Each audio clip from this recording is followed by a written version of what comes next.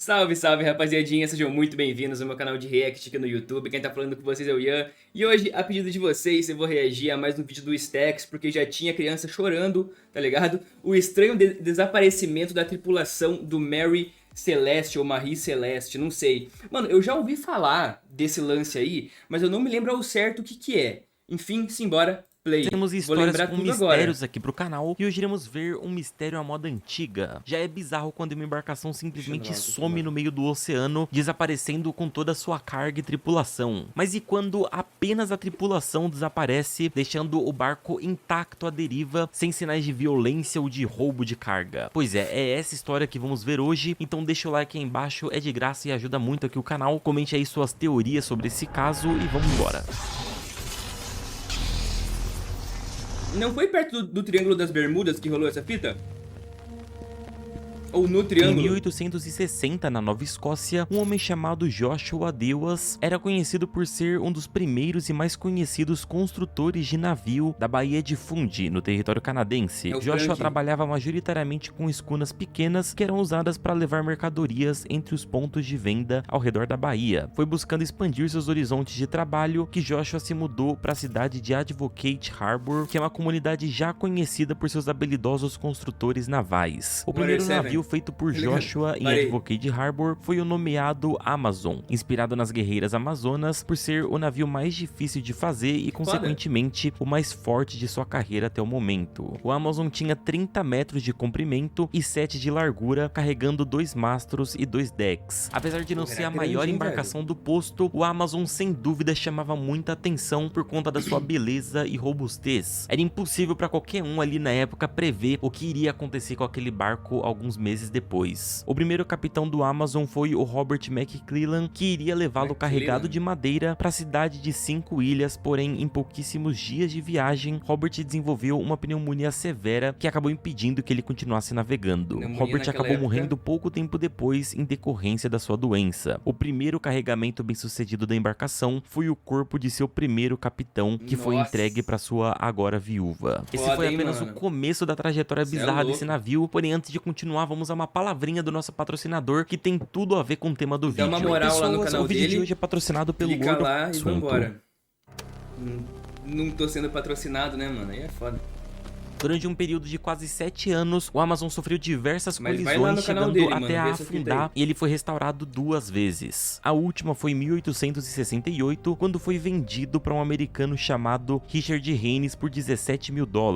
Para manter o navio nas águas americanas, Richard precisaria pagar impostos para registrar o Amazon. Como desculpa para não fazer isso, ele disse que havia reformado a embarcação completamente, chegando a renomeá-la como Mary Celeste e que agora estava sem dinheiro. Essa suposta reforma custou muito caro a Richard, então somando os impostos devidos mais as dívidas da reforma, o Mary Celeste acabou sendo apreendido com menos de 10 meses de compra. O navio então foi comprado por um ex-capitão, o James Winchester. Acontece que o antigo dono, Richard, não tinha reformado a embarcação, na verdade ela estava toda apodrecida e James precisou desembolsar cerca de $11.500 para poder navegar com o barco. Para amenizar os gastos, James vendeu uma parte do navio para Benjamin Spooner Briggs, que se tornou capitão e sócio do Mary Celeste. Benjamin se tornou o 6º capitão da embarcação em 11 anos e fez sua primeira viagem saindo de Nova York em direção a Gênova, na Itália. Porém, por ser muito pegado à sua família e por estar empolgado com a viagem, Benjamin chamou sua esposa, a Sarah Elizabeth Briggs, e seus filhos, Arthur de 8 anos e Sofia de 2, para irem juntos. Arthur acabou não conseguindo ir por conta das suas aulas, então ele ficou com os avós em Nova York. Então, além de Sarah e Sofia, Mary Celeste levava mais 8 membros da tripulação: Benjamin Briggs, Albert Richardson, Andrew Gilling, Edward Head, Volkert Lorenson, Boy Lorenzen, Arian Martens e Gottlieb Gutschet, além também de um gato que acompanharia eles na viagem. Junto a eles, um carregamento de 1.701 barris foi colocado no porão do navio. A viagem teve início em 5 de novembro de 1872, saindo do Pier 50 em Nova York. Por conta dos ventos fortes e da neblina típicos da época, o capitão acabou se vendo na obrigação de ancorar em Staten Island por 2 noites até se tornar seguro para viajar novamente. Foi nesse meio tempo que Sarah escreveu a última carta para sua madrasta, contando que estavam bem e as condições da viagem. Um outro navio estava atracado próximo ao Mary Celeste, o Dei Gratia, que era muito similar ao Mary Celeste, por sinal. Esse navio também iria para Gênova e ele estava sob o comando do capitão David Morehouse. Existe a teoria de que David e o capitão do Mary Celeste, o Briggs, eram amigos, mas isso não foi confirmado. Após seguir em viagem novamente, Mary Celeste não encontrou muitas dificuldades inicialmente. Os ventos estavam favoráveis e tudo fluía muito bem. O Dei Gratia partiu em viagem 8 dias após o navio de Briggs partir. No dia 25 de novembro, eles começaram a enfrentar ventos fortes novamente, então o capitão Briggs decidiu que era melhor atracar em uma ilha chamada Ilha Santa Maria. Lá eles ficaram hospedados até os ventos acalmarem. Comeram, descansaram e depois seguiram viagem. Isso, né, velho? Imagina, tipo, ficar dependendo do vento, tá ligado? Durante a tarde do dia 5 de dezembro, o capitão David avistou velas de outro navio que estava a 8 quilômetros de distância de onde eles estavam. Esse navio parecia estar se aproximando do Dei Gratia. Com a névoa baixando, ele percebeu que se tratava de um navio de grande porte, o Mary Celeste. David estranhou, afinal o navio deveria estar 8 dias à frente deles. Será que se perderam e foram procurar ajuda? Bom, o bizarro foi quando a embarcação se aproximou e nenhuma pessoa foi avistada. Ele pediu então para que Oliver Duvaux e outros 2 tripulantes pegassem um dos botes disponíveis e fossem até a embarcação para tentar encontrar alguém. Foi chegando lá que eles perceberam que realmente não havia nenhum tripulante no navio. Ele estava completamente vazio. Oliver percebeu que as velas estavam caídas, rasgadas e fora de ordem e que algumas pareciam ter sido puxadas rapidamente de maneira quase que desesperada. O interior das cabines estava encharcado e as janelas estavam cobertas com tábuas de madeira. Provavelmente a tripulação fez isso por conta das chuvas. As camas do capitão e da sua família estavam desarrumadas, como se eles tivessem acabado de acordar, sabe? E todos os objetos pessoais deles estavam lá. Inclusive, o navio tinha alimentos para muito mais dias de viagem. Apesar da situação estranha, a equipe do Dei Gratia não parecia preocupada com o paradeiro dos tripulantes do Mary Celeste, mas sim com a recompensa que receberiam por encontrar o navio. Oliver contou ao capitão que, apesar de alguns detalhes, o navio tinha condições de seguir viagem e ele concordou. David então deu o comando do Mary Celeste para Oliver para que ele pudesse guiar o navio. Oliver chegou até o estreito de Gibraltar e lá o barco foi atracado. Mary Celeste recebeu a equipe de investigação que tentava entender o que havia acontecido naquela embarcação. Eu acho que, mano, o barco Dei Gratia ali deve ter matado todo mundo e ficou com uma Parecia que a cada passo que eles e deu esse migué de que não tinha ninguém mais, tá ligado? Eu acho que rolou isso, estavam mano. dentro do Mary Celeste, eles ficavam mais distantes de descobrir o que tinha acontecido ali. Uma teoria de que a tripulação do Dei Gratia tinha armado uma emboscada pro navio do capitão Briggs surgiu, porém as investigações mostraram o contrário. Não haviam sinais de luta corporal, de sangue ou de qualquer outra coisa do tipo que indicassem que os tripulantes foram retirados do navio à força. Mary Celeste estaria em perfeitas condições se não Mas fossem tem como as você, velas. retirar a tripulação à força sem, tipo, deixar rastro, sangue. Aponta uma arma e fala, pina. Tipo, mete o pé daqui, tá ligado? Eu acho que rasgadas e uma lateral do barco danificada também. Uma coisa que chamou a atenção dos investigadores foi a descoberta de uma espada com material de tom avermelhado embaixo da cama do capitão, o que reacendeu a possibilidade de um crime. Porém, testes químicos foram feitos e comprovaram que não havia sangue na espada. Provavelmente as manchas vermelhas eram nada mais do que ferrugem. Além disso, o Dei Gratia era uma embarcação mais lenta, então era praticamente impossível que conseguissem ultrapassar o Mary Celeste para criar a tal emboscada.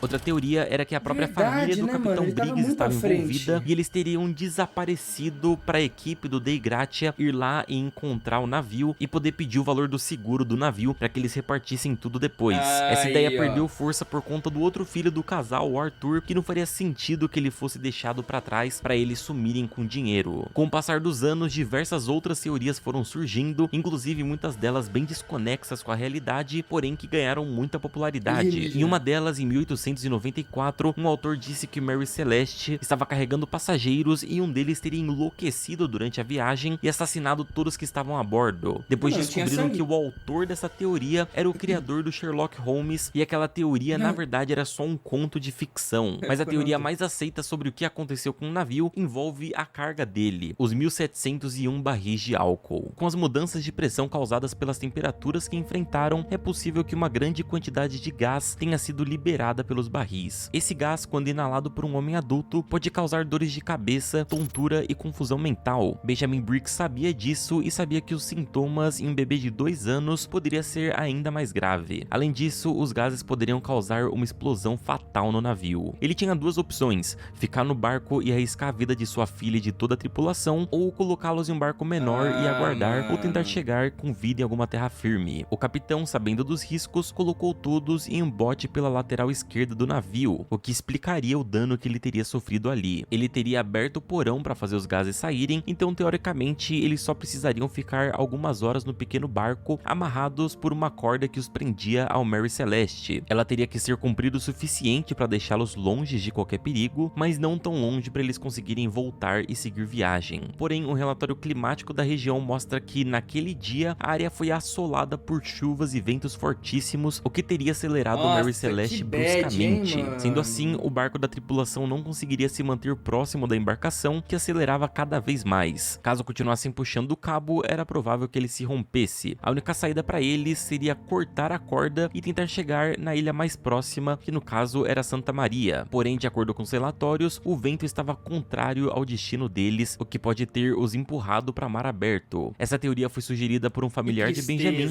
e é a mais debatida e aceita dentro do caso.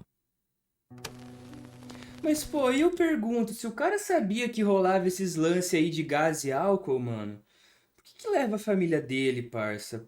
Porra. Após a investigação, o capitão Winchester foi até Gibraltar para poder reaver a embarcação e poder designar um novo capitão. Esse novo capitão entregou a carga que estava intacta lá em Gênova e a embarcação passou a ser considerada amaldiçoada, já que ninguém ainda sabia o que tinha acontecido com os tripulantes, e essa historinha ganhou ainda mais força quando futuramente um outro capitão adoeceu durante uma viagem e ele acabou morrendo horas depois de desembarcar. Anos depois, após ser vendida e revendida, o Mary Celeste foi intencionalmente afundado para o seu dono e o capitão poderem ganhar o dinheiro do seguro, e eles combinaram tudo isso lá com a equipe, todo mundo ia ajudar a afundar o navio, porém uma parte aceitou pelo dinheiro e outra parte confessou depois que realmente acreditava que aquele barco era amaldiçoado e que queria afundá-lo. Na época, imagina o quanto de história que não inventaram sobre esse barco e quanta gente realmente tinha medo dele. Mary Celeste teve seu fim em 3 de janeiro de 1885. O seguro da embarcação nunca foi pago e até hoje não se sabe exatamente o que aconteceu com a família e os tripulantes no dia do desaparecimento. Você quer se tornar um programador tendo tipo assim, a partir do momento que o barco já tava sem bote, tá ligado? Já o que deu, tipo, o que dava a entender era que a galera real tinha só, porra, metido o pé, tá ligado? Porque, mano, mas aí que eu pergunto, se o cara sabia que ia rolar esses lances de gás aí, como que ele leva a família dele pra isso, sabe, mano? Sei lá, é meio doideira. Mas enfim, mano, tem muita história maluca de, tipo, barcos assim e mar, né, mano? Eu sei que tem um lance lá do Triângulo das Bermudas, que, velho, já sumiu um monte de coisa lá, sempre dá bosta naquele lugar. E ninguém sabe o porquê, né, mano? Dizem que, tipo, tem envolvimento alienígena e pá. Tipo assim, ó, eu acredito em aliens, tá ligado? Mas não que eles interfiram na Terra de alguma forma, saca? Tipo, por que eles iam derrubar um barco, tá ligado? Não faz muito sentido. Eu sei que tem uma teoria que é muito famosa, que tem, tipo, um campo magnético muito forte lá, tá ligado? E daí, tipo, acho que causa interferência em aviões, assim, e eles caem. Rola isso em barcos também.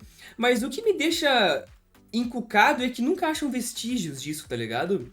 Igual aquele avião lá, acho que é Malaysia Airlines. Eu acho que é... Cara, aquilo lá é um dos maiores segredos da humanidade, velho. Bagulho cabuloso, mano. Enfim. Rapaz, esse foi o vídeo, espero do fundo do meu coração que vocês tenham gostado. Se gostaram, deixa o like, se inscreve no canal, ativa o sininho que isso me ajuda demais. Deixa aqui nos comentários sugestões de outros raps e vídeos pra eu reagir. Me segue no Insta pra dar uma moral. E é isso, tamo junto, vocês são brabo, até o próximo vídeo e falou!